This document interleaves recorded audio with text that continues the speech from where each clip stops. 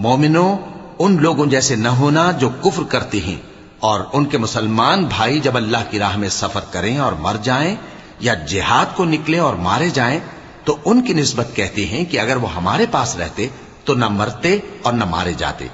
یہ اس لیے کہ اللہ ان لوگوں کے دلوں میں افسوس پیدا کر دے،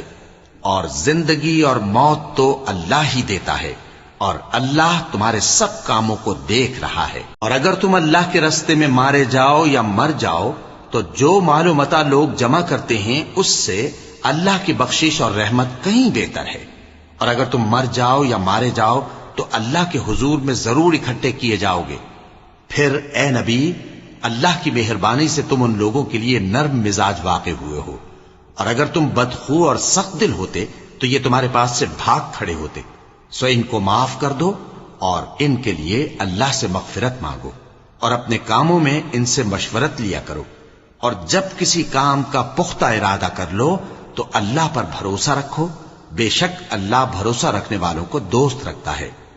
اگر اللہ تمہارا مددگار ہے تو تم پر کوئی غالب نہیں آ سکتا، اور اگر وہ تمہیں چھوڑ دے تو پھر کون ہے اس کے بعد تمہاری مدد کرے۔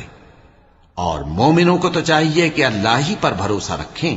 اور کبھی نہیں ہو سکتا کہ کوئی پیغمبر خیانت کرے، اور خیانت کرنے والوں کو قیامت کے دن خیانت کی ہوئی چیز اللہ کے روبرو لا حاضر کرنی ہوگی، پھر ہر شخص کو اس کے اعمال کا پورا پورا بدلہ دیا جائے گا، اور ان کے ساتھ بے انصافی نہیں کی جائے گی۔ بھلا جو شخص اللہ کی خوشنودی کا تابع ہو وہ اس شخص کی طرح ہو سکتا ہے جو اللہ کی ناخوشی میں گرفتار ہو،